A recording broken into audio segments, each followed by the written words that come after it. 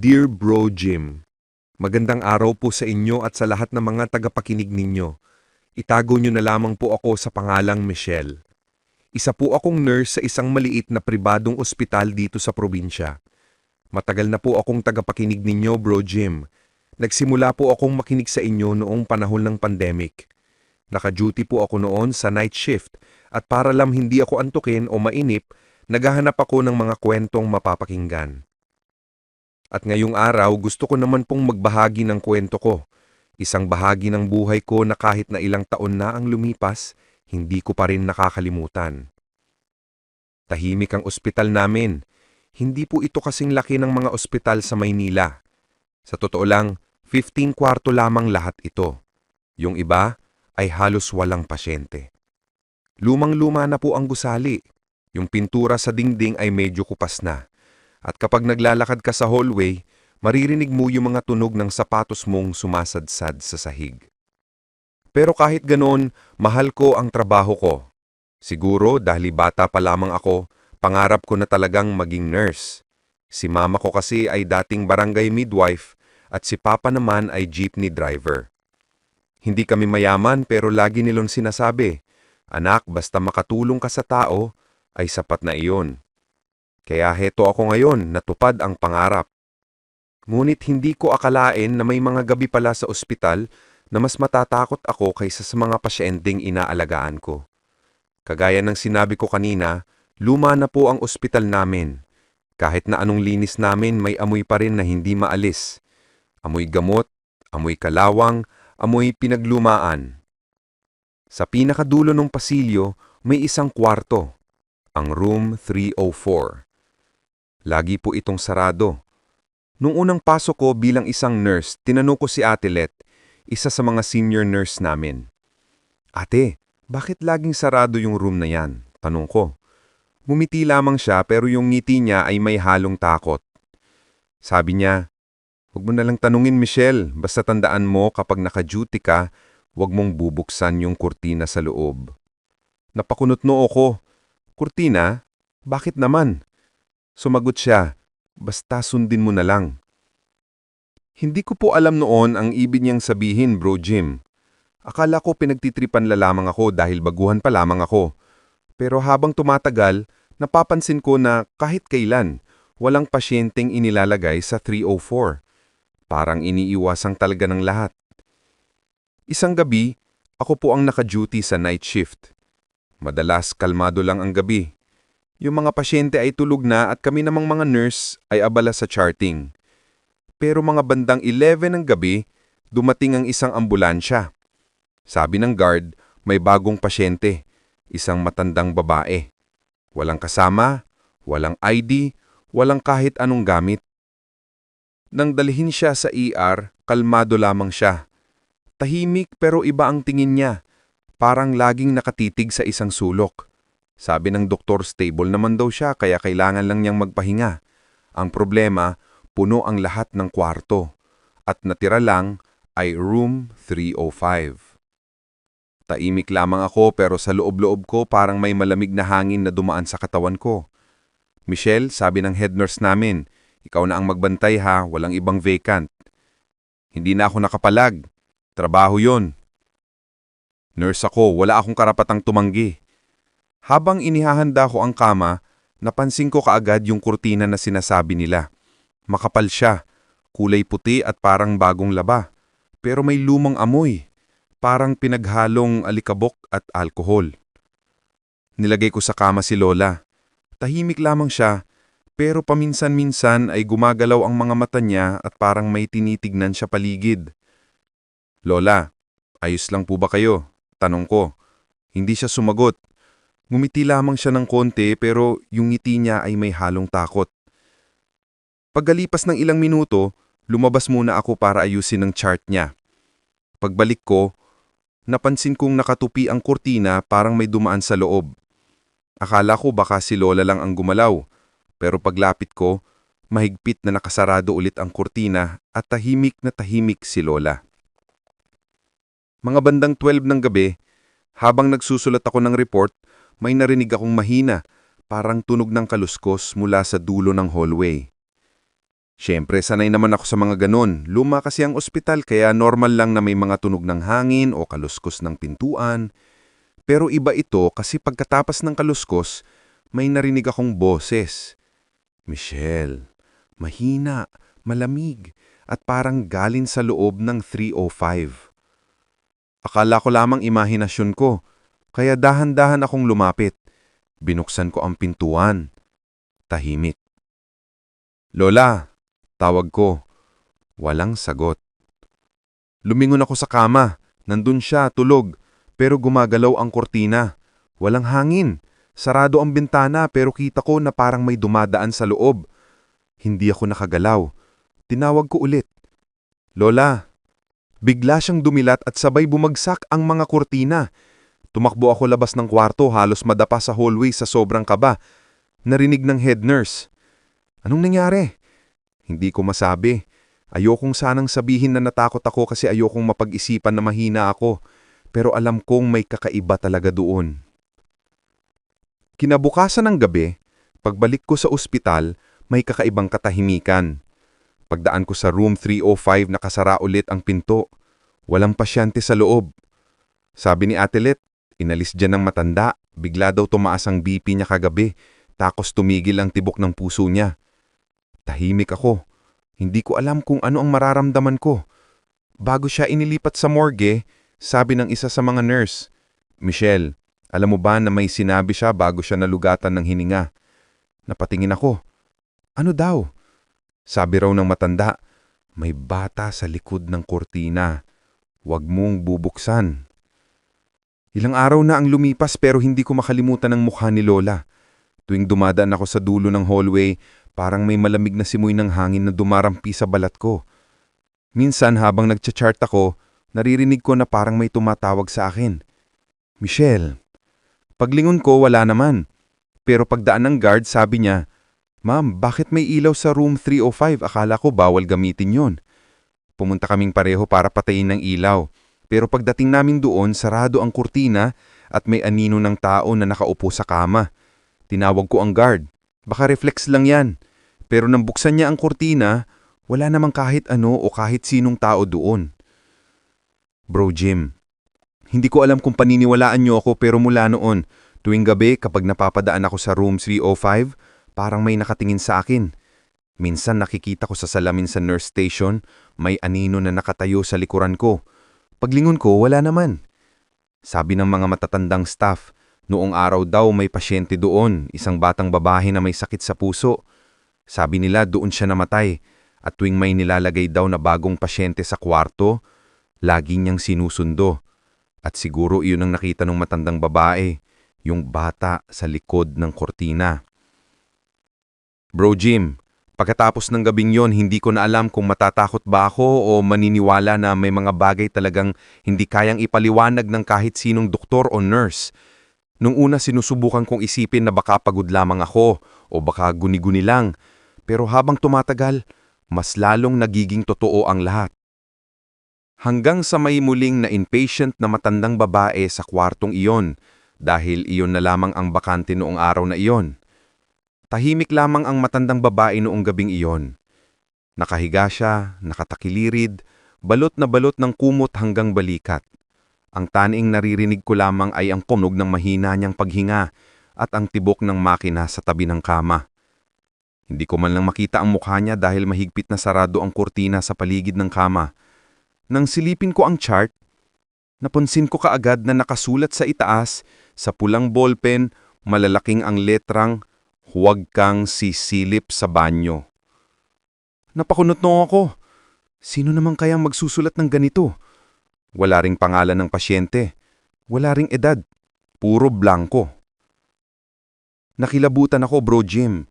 Pero inisip ko na baka biro lang ng staff bago ako. Baka gusto lang nilang takutin ako kasi baguhan pa ako noon. Pero habang tumatagal ang oras, napapansin kong bumibigat ang pakiramdam sa loob ng 305. Parang mas lumalamig kahit sarado naman ang bintana at maayos ang aircon. Nang matapos kong ayusin ang ibang chart, nag-ikot ako sa mga kwarto. Tahimik lang ang hallway, medyo madilim pa dahil may mga ilaw na bundi. Pagdaan ko sa dulo, Nadaanan ko ulit ang room 305. Parang nakabukas ang pinto. Hindi naman ganun kanina. Lumapit ako para isarado sana. Pero bago ko man magawa iyon, napansin ko kaagad yung kurtina ng banyo sa loob. Gumagalaw. Hindi malakas pero sapat para mapansin mo na may kilos sa loob. Yung galaw na parang may taong naglalakad o gumigising sa kama. Kinilabutan ako. Dahan-dahan akong lumapit at tinawag ng mahina. Lola, gising po kayo? Walang sumasagot. Lumingon ako sa hallway. Wala rin akong kasamang nurse noon. Tapos ay narinig po ang isang mahina, basag-basag na boses mula sa loob ng kortina. Huwag mong bubuksan. Nag-angat ako ng tingin. Lola, sabi ko pero mas mahina na ang boses ko. Tahimik ulit. Wala. Bago pa ako makalayo, biglang may lumabas mula sa ilalim ng kurtina. Isang kamay.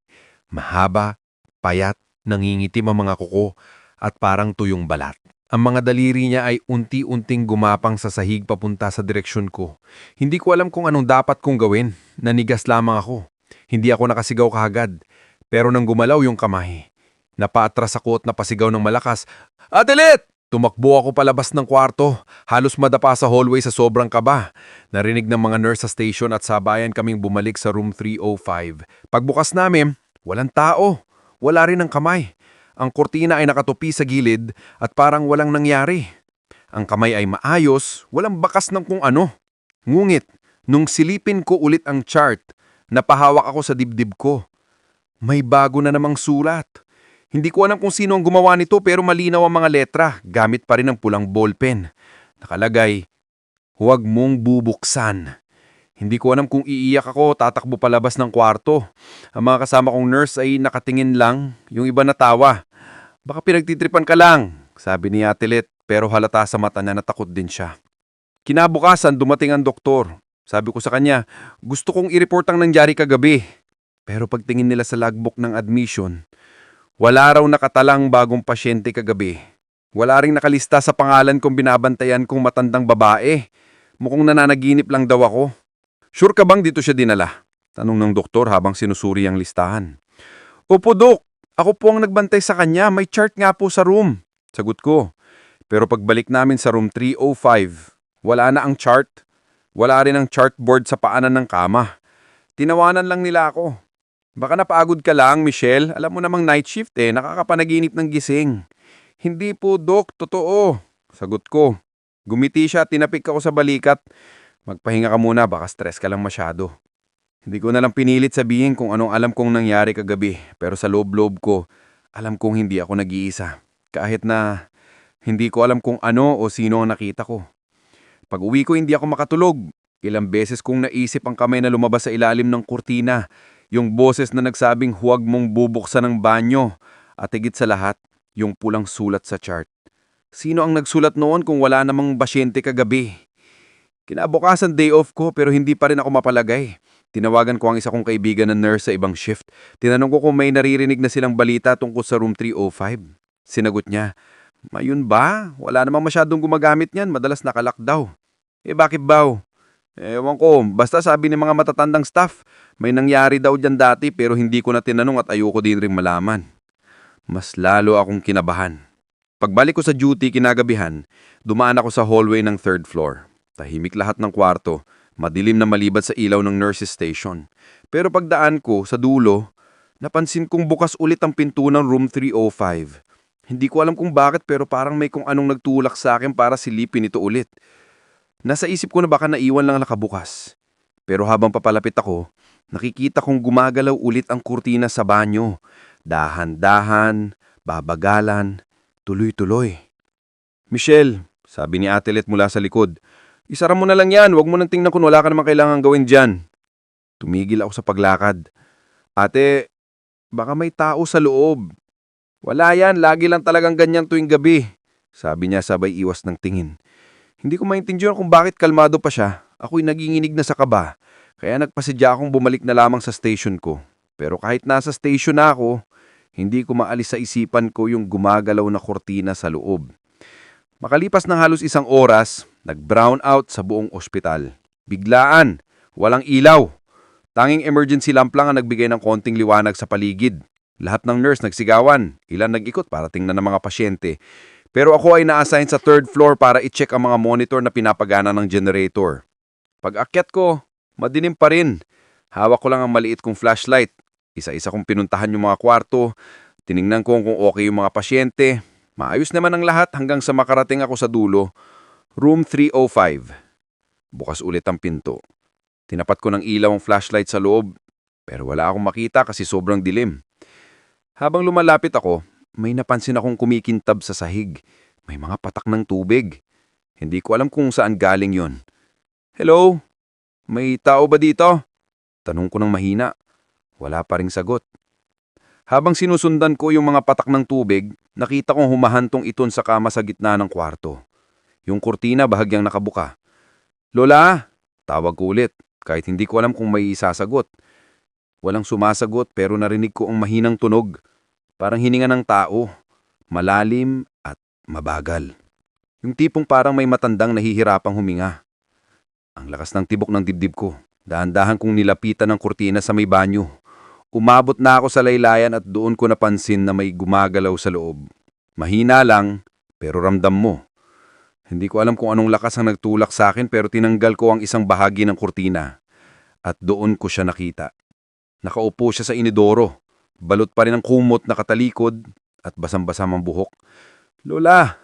Sabi ko halos hindi lumalabas ang boses ko. Unti-unti siyang tumingala pero hindi niya tinapad sa akin ang mukha niya. Huwag mong bubuksan ang pinto. Bulbul niya pero mas malinaw na ngayon. Bumagsak ang flashlight ko sa sahig at tuloy-tuloy akong tumakbo sa labas ng kwarto. Hindi ko alam kung paano ako nakababa ng hagdanan basta ang alam ko umiiyak na ako sa takot. Bumaliwanag na rin ang paligid, Bro Jim. Nakita ko si Ate Let sa nurse's station. Sabi ko, Ate, nandong siya. Nasa 305 siya ulit. Agad kaming bumalik pareho kasama ang guard. Pero pagdating namin, tahimik ulit ang kwarto. Wala nang basang saig, walang kortinang nagagalaw. Wala na rin ang matandang babae. Tinapat ng guard ng flashlight sa kama. Wala na rin ang kumot. Walang kahit anong palatandaan na may nakahiga doon. Bro Jim, simula nung nangyari yung gabing sa ospital, pakiramdam ko ay hindi na naging katulad ng dati. Pagkatapos ng shift ko, magaan ang pakiramdam na makakauwi na ako. Pero habang naglalakad paakyat ng bahay, may kakaibang lamig na sumusunod sa akin. Hindi normal na lamig kasi kahit ang hangin sa labas ay hindi malakas at sa likod ko ramdam kong may namalamig na dumalamig sa akin ang balat. Ilang beses kong nilingon ng paligid pero tahimik lang, wala namang tao at wala ring hayop. Pagpasok ko sa kwarto, akala ko ay makakapagpahinga na ako. Pero pagkasarado ng pinto, bigla akong napansin ang orasan sa dingding. 2:00 ng madaling araw. Ang mas kinalabutan ako, tumigil ang ikot ng segundo. Nakatingin lamang ako sa orasan at ramdam kong bumagal ang tibok ng dibdib ko. Baka sira lang, sabi ko sa sarili ko.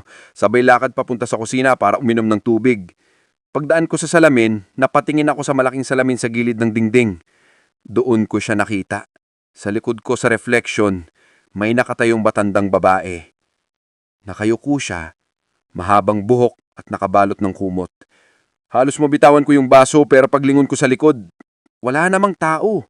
Tahimik ang buong paligid pero sa salamin, ilang segundo bago tuluyang nawala, kita ko pa rin gumagalaw yung laylayan ng kumot niya. Pilit ko pang kinalma ang sarili ko. Sinabi ko sa sarili ko, pagod ka lang Michelle, 2 gabi ka nang walang ayos na tulog. Pero kahit anong pilit kong i-convince ang sarili ko, hindi na ako mapalagay. Lahat ng ilaw sa bahay binuksan ko bago matulog, pati yung ilaw sa banyo. Pero kahit maliwanag, hindi pa rin ako mapalagay. Habang nakahiga, napansin kong parang may humihinga sa tabi ng kama. Hindi normal na tunog, mabagal, mahina, pero malalim. Yung tipong parang may matandang nahihirapang huminga. Napatingin ako sa orasan sa cellphone ko, 3 a.m. na. Dahan-dahan kong iningat ang kumot para silipin kung may tao sa tabi ko. Wala. Pero napansin ko may umangat na parte ng kumot sa bandang paanan ko. Parang may humawak mula sa ilalim. Napatigil ako sa paghinga. Ilang segundo akong hindi gumalaw. Pagbukas ko ng ilaw sa lampshade, wala. Pero may kakaibang amoy sa kwarto. Amoy ospital. Walang halong alkohol o lumong gasa. Nabuwag ako at nilapitan ng sahig at doon ko napansin na mayapa, basang yapa papunta sa pintuan. Hindi ko alam kung paano nagkaroon noon pero malinaw ang mga bakas. Maliit lang at parang sa babae. Gusto kong sumigaw pero natigilan ako. Naramdaman ko kasi na may dumaan sa likod ko. Hangin na malamig pero mabigat ang pakiramdam. Kinabukasan, pilit kong kinumbinsi ang sarili ko na kailangan kong bumalik sa trabaho. Baka kapag bumalik ako sa ospital, mawala na sa isipan ko ang takot. Pero pagdating ko sa duty, halos manigas lang ako nang makita kong nakabukas ulit ang pinto ng room 305. Nakatitig lamang ako sa pintuan. Walang tao sa loob, pero may hangin na lumalabas mula roon. Malamig at mahina. Yung kurtina gumagalaw na naman. Lumapit ako ng dahan-dahan at hindi ko alam kung gusto ko nga bang silipin ito. Pero parang hinihila ako papalapit. Habang papunta ako sa pinto, narinig kong may tunog sa loob. Yung tunog ng tela na hinahaplos o inaayos. Hindi malakas, pero sapat para malaman na may gumagalaw. Tahimik ng ilang segundo, tapos may narinig akong boses. Mabagal, mahina, pero malinaw. Bakit mo ako iniwan? Parang tumigil lahat ng tunog sa paligid ko. Ramdam kong nanginginig ang mga kamay ko habang hawak ko ang chartboard. Sino po kayo? Sagot ko kahit halos wala ng boses na lumalabas sa bibig ko. Pero wala namang sumagot. Nang humakbang ako patras, may malamig na hangin na dumaan sa tapat ng mukha ko. Tumakbo ako palabas ng hallway. Simula noon, Bro Jim, hindi ko na maramdaman na mag-isa ako. Kahit ako lang sa kwarto, laging may pakiramdam ako na may kasama ako. Hindi ko man siya nakikita pero alam kong nandyan siya. Laging sa likod, laging sa tabi ko. Tuwing naglalakad ako sa hallway ng ospital, naririnig kong may mahinang tunog ng tsinelas sa likuran ko. Hindi mabilis, hindi mabagal, sakto lang ang distansya para alam mong may sumusunod. Isang gabi, habang nag-check ako ng mga logbook sa station, napansin kong may nakasulat sa ilalim ng pahina. Pangalan ko, Michelle D. Pero ang problema, wala pa akong duty kagabi at ayon sa schedule, off ako. Tinignan ko ang time in at time out. May pirma ako, pero hindi ako pumunta kagabi. Pinakita po sa head nurse namin, si Ma'am Tina. Sabi niya, imposible iyon. Wala kang shift kagabi. Nasa listahan ka kay July. Pero ma'am, may pirma ako dito. Sabi ko. Tinitigan niya ng matagal, tapos mahina niyang sinabi, pareho ang sulat, pati pirma, eksakto. Hindi ko alam kung paano nangyari iyon at hindi ko rin alam kung dapat bang paniwalaan. Pero mula noon ay mas lalong tumindi ang kaba ko tuwing gabi. Kahit nakaupo ako sa station, ramdam kong may tumatayo sa likuran ko. Minsan, naririnig kong may humihina sa likuran ko parang bumubulong ng pangalan ko. Michelle. Hanggang isang gabi, dumating ang bagong pasyente. Nakasakay sa wheelchair, payat, maputla at halos hindi na makapagsalita. Nurse Michelle, dito natin siya ilalagay, sabi ng doktor. Anong room po? Tanong ko kahit may kutob na ako sa sagot. 305, sagot niya. Halos malaglag ang clipboard ko sa kamay. Dok, baka pwedeng sa ibang room na lang. Wala nang available, sa 305 lang may bakante. Habang tinutulak ko ang wheelchair papasok sa room 305, nanginginig ang kamay ko. Ang bawat hakban, parang dinig ko ang tibok ng puso ko. Ang kortina sa loob ay nakatupi sa gigid pero may mantsa ng kulay abo sa tela. Hindi ko alam saan galing yon. Nilapag ko ang bag ng pasyente sa mesa at sinimulan siyang hayusin sa kama. Tahimik lang siya. Ang mga mata niya ay nakatitig sa kisima. Lola, okay lang po ba kayo? Tanong ko. Hindi ko alam kung bakit pero lagi ang pasyenteng naa-assign sa room na iyon ay matanda. Wala siyang sagot pero gumalaw ang labi niya. Mahina lang, parang bumubulong ng isang bagay na hindi marinig ng malinaw. Habang inaayos ko ang IV niya, bigla akong naramdaman na parang may malamig na hangin sa balat ko. Lumingon ako pero wala namang bukas na bintana. Sinilip ko ang monitor ng oxygen at okay naman. Pero nang ibaba ko ang tingin sa pasyente, nakita kong nakatingin siya sa akin. Diretso, malamig ang mata, gising na gising. Bakit bumalik ka? Mahina niyang sinabi. Hindi ako agad nakasagot. Po, bakit mo ako iniwan doon? ulit niya pero mas malinaw na ngayon. Lola, baka nagkakamali po kayo. Sabi ko pero hindi siya tumigil. Pakiramdam ko ay bumigat ang paligid, napaatras ako at hindi ko na alam kung saan ako titingin. Tinawag ko si Ate Let pero taglingon ko sa pinto. Sarado na ulit ang kurtina ng kama. Wala nang pasyente, wala na sa kama ang matanda. Napaatras ako at napasandal sa pader. Ang mga kamay ko ay nanginginig. Maya-maya dumating si Ate Let. Bakit ka namumutla? Yung pasyente, hindi ko na naituloy. Kasi nang lingon ako, may matandang babae na naman sa kama. Nakahiga, tulog at nakakabit sa IV. Sabi ni Ate Let, "Ano ka ba, Michelle? Kakalagay pa lang natin dyan."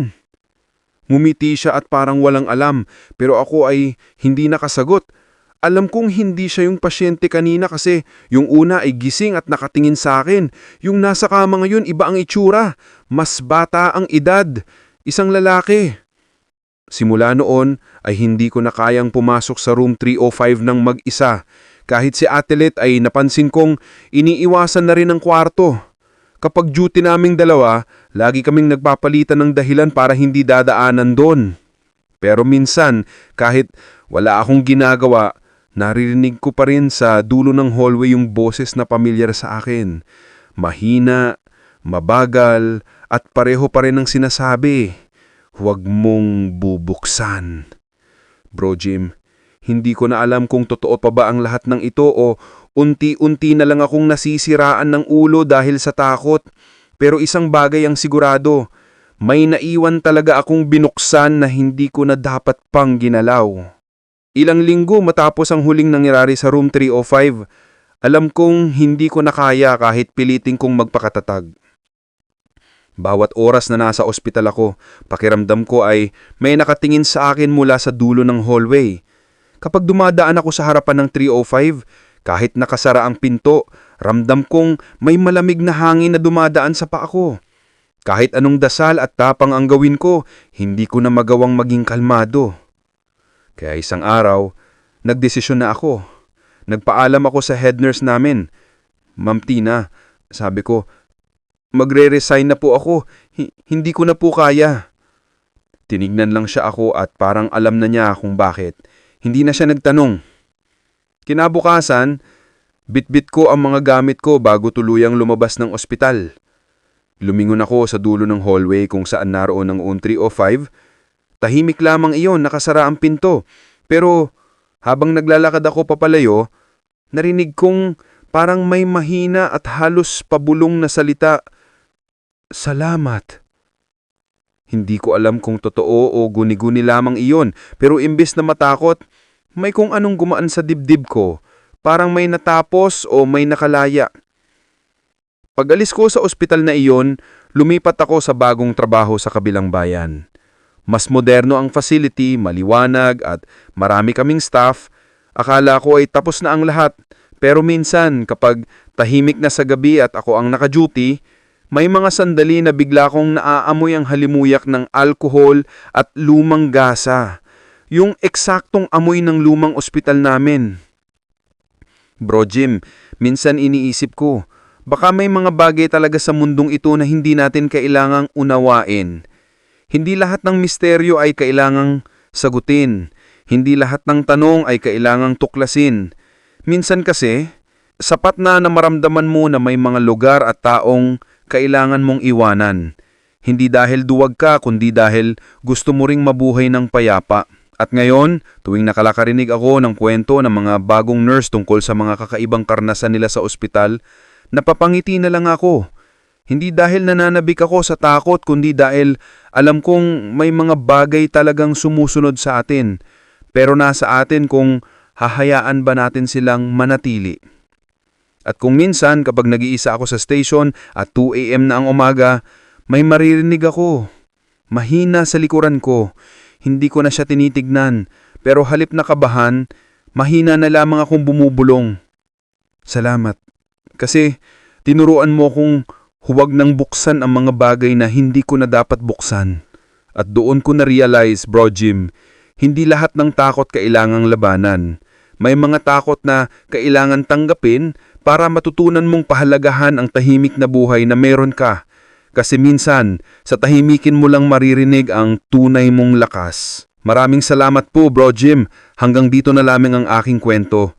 Lubos na gumaralang, Michelle. Maraming salamat, Michelle, sa pagbabahagi mo ng iyong kwento. Isa na namang karanasang puno ng takot at kababalaghan. Pero higit sa lahat, isang aral tungkol sa tapang at pagtanggap. Alam niyo mga kaistorya, minsan hindi lang multo ang nagpaparamdam sa atin. Minsan yung mga takot na pilit nating tinatago, sila ang mga multong bumabalik para paalalahanan tayo. At tulad ni Michelle, may mga bagay sa buhay na hindi natin kailangang intindihin ng lubos. Hindi dahil mahina tayo, kundi dahil alam nating hindi lahat ng misteryo ay kailangang lutasin.